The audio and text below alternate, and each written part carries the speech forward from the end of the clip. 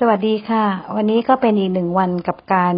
อยู่บ้านหยุดเชื้อเพื่อชาตินะคะสำหรับคลิปนี้ก็สำหรับผู้ที่เป็นหูที่ฝ่าเท้านะคะก็ยังไม่มีเวลาที่จะออกไปหาหมอหรือว่าใช้วิธีการรักษาหลายอย่างมาแล้วนี่มันก็ยังไม่จบสักทีก็เลยจะมาแนะนำวิธีการเป็นอีกสูตรหนึ่งซึ่งประหยัดเงินนะคะแล้วก็มีผู้ที่ใช้วิธีนี้รักษาหายก็มาฟังดูนะคะวิธีการก็ง่ายๆนะคะอันดับแรกแล้วก็นำน้ำไปต้มแล้วก็ใส่เกลือลงไปในคลิปนี้ของคุณมีองค์ธรรมก็ใช้เกลือประมาณคือซื้อมา500 กรัมมันก็ประมาณ5 บาทแล้วก็ใส่ครึ่งหนึ่งหรือจะใส่300ก็ได้มันขึ้นอยู่กับว่าเราจะไปผสมในน้ำจะแช่เท้าประมาณเท่าไหร่แต่นี้ของคุณมีองค์ก็จะใช้ประมาณ300 กรัมต้มน้ำไม่เดือดนะคะแล้วก็เทเกลือใส่ลงไปแล้วก็คนให้ละลายเข้ากันอย่าให้เกลือค้างอยู่นะคะมันจะได้ละลายกลายเป็นน้ำเกลือที่ใช้นี่เราจะใช้เกลือที่เขาเข็นมาขายเห็นไหมคะที่ราคาก็จะถูกหน่อยเกลืออย่างนั้นส่วนใหญ่ก็จะมีขายตามตลาดซองก็จะสีชมพูหรือถ้าเกิดว่าเราหาเกลืองั้นยากเราก็ไปซื้อเกลือที่เป็นถุงสีน้ำเงินที่เราใช้ในครัวเรือนสำหรับทำกับข้าวอย่างนั้นก็ได้ก็คือ500 กรัมนี่ก็คือประมาณ5 บาทเองเราก็ซื้อมาเกลือนี่ประมาณ5 บาทต่อวันหรือว่าถ้าใช้แค่ประมาณ300 กรัมนี่ก็ไม่ถึง5 บาทหลังจากนั้นเราก็เอากระมังสำหรับแช่เท้ามานะคะแล้วก็หลังจากเทน้ำเย็นลงไปเสร็จปั๊บเราก็เอาน้ำเกลือที่ว่าเราละลายคนเป็นน้ำร้อนเนี่ยมาผสมก็ให้อุ่นจัดหน่อยแต่ก็ต้องสามารถที่จะนำเท้าเข้าไปแช่ได้นะคะอย่าร้อนมากเดี๋ยวเท้าเราจะพองนะคะหลังจากที่เรานำน้ำเกลือร้อนๆเนี่ยผสมกับน้ำเย็นจนกลายเป็นน้ำอุ่นจัดได้เนี่ยเราก็ค่อยๆหย่อนเท้าลงไปแช่แล้วก็แช่ไปจนกระทั่งให้ท่วมมาถึงตรงท่วมฝ่าเท้าเลยค่ะแล้วก็แช่จนกระทั่งประมาณสัก10 ถึง 20 นาทีความถี่ในการแช่ก็คือแช่ทุกวันนะคะเนี่ยทำงี้แล้วก็แช่ทุกวันแล้วก็ใช้เวลาไปประมาณ2 อาทิตย์ถึง4 อาทิตย์คนแรก27 เม็ดนี่ก็หายไป10 กว่าปีแล้วใช้วิธีนี้ส่วนคนที่2นี้ก็ตั้งแต่พศ2561คนนี้เขาแช่ประมาณ1 เดือนเขาก็ตอนนี้ก็หายแล้วไม่ต้องไปหาหมอแล้วค่ะสำหรับคลิปนี้ก็จะบอกวิธีที่เรานำเกลือมาต้มกับน้ำแล้วก็ผสมแช่เท้าแต่ว่าคลิปที่2ก็จะมาเล่านะคะว่าทำไมเราถึงใช้สูตรนี้แล้วก็ก่อนที่ใช้สูตรนี้เนี่ยมาแช่เท้าอย่างนี้เนี่ยคือคนที่เขาเป็นหูเนี่ยเขาไปโรงพยาบาลแล้วเขารักษากันอย่างไรบ้างคือไม่ได้บอกว่าวิธีนี้จะรักษาได้100%คนต้องมาแช่เท้านี่ก็จะหายนะคะแต่ว่าตอนที่ทำเนี่ยคนที่ใช้วิธีนี้ก็คือ3 คนก็หายก็เลยอยากจะมาแบ่งปันนะคะอย่างคนที่เป็นหู27 เม็ดที่เท้าเนี่ยที่ตรงฝ่าเท้าเลยเนี่ยคนแรกนี่ก็รักษาหายมาแช่เท้านี่ก็ประมาณ10 กว่าปีแล้ว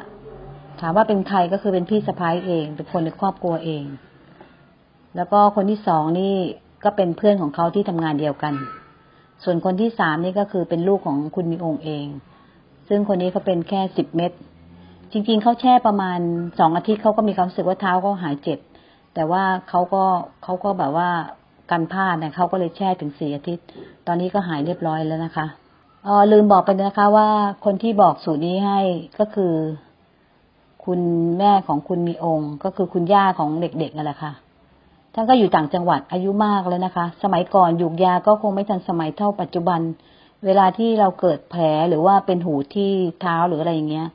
ท่านก็ต้องใช้วิธีการเอาเกลือเอาของในครัวหรือถ้ามีสมุนไพรอะไรที่ท่านรู้เนี่ยก็มารักษาไปก่อนแต่ว่าอันนี้ท่านบอกว่าให้แช่เกลือไม่ใช่แค่คุณย่าที่บอกนะคะก็จะมีพระสงฆ์ที่คุณมีองค์นับถือก็เคยไปปรึกษาท่านก็บอกว่าวิธีนี้ท่านก็บอกแนะนำวิธีนี้เราก็โอเควิธีนี้ตรงกับที่คุณย่าบอกพอดีแล้วพี่สะใภ้เราก็เคยใช้ท่านที่ดูคลิปนี้ไปแล้วเห็นว่ามีสาระมีประโยชน์กับคนที่มีปัญหาเรื่องหูดจริงๆก็คือเจ็บไข้ได้ป่วยนั่นแหละเจ็บที่เท้าก็กรุณากดแชร์ให้กับคนอื่นด้วยนะคะเหตุผลก็คือข้อ1วิธีนี้ก็เสียเงินน้อยมากคนที่ไม่มีเงินเนี่ยก็จะสามารถรักษาได้เพราะว่าเป็นหูดหลายๆเม็ดเนี่ยก็เป็นค่าใช้จ่ายเยอะนะคะถ้าไปโรงพยาบาลเหตุผลที่2ก็คือไม่เจ็บตัว เพราะเราแค่แช่ ถ้าไปรักษานี่บางที่เขาก็ต้องใช้มีดตัดก็จะมีแผลเกิดขึ้นและเป็นแผลที่เท้านี่ก็จะเดินเหินลำบากเหตุผลข้อที่3ก็คือวิธีนี้ก็รักษาแล้วเราก็ยังเดินไปไหนมาไหนได้ตามปกติเราไม่ได้มีแผลที่เท้าเหตุผลที่4ก็คือมีคนที่ใช้วิธีนี้แล้วก็หายจริงๆเหตุผลข้อที่5ก็คือการแช่เท้าด้วยเกลือเนี่ยนอกจากรักษาหูดแล้วนี่ก็ยังรักษาโรคเท้าเหม็นได้ด้วยนะคะแต่ว่าถ้าเกิดเราเท้าเหม็นแล้วเราอยากจะใช้เกลือแช่เท้านี่ก็แช่แค่อาทิตย์ละ1 หรือ 2 ครั้งก็พอถ้ารู้เหตุผลอย่างนี้แล้วก็ช่วยแบ่งปันเป็นวิทยาทานให้ด้วยกันนะคะเพราะว่าบางท่านเนี่ยก็ไปรักษากับคุณหมอมาถ้าบางท่านไปรักษากับคุณหมอแผนปัจจุบันและรักษาหายก็ไม่เป็นไรนะคะอันนี้ก็ลางเนื้อชอบลางยาอันนี้ก็คือของคุณมีองค์นี้ก็รักษาสมาชิกในบ้านด้วยวิธีนี้นะคะขอบคุณที่ดูคลิปจนจบนะคะถ้ามีอะไรที่ไม่ถูกใจก็ขออภัยด้วยนะคะอีกเหตุผลหนึ่งที่ให้ใช้วิธีนี้ก็คือตอนนี้เราอยู่บ้านนะคะเราก็ใช้เวลาที่เราอยู่บ้านเนี่ยรักษาโรคภัยไข้เจ็บที่เรามีอยู่ด้วย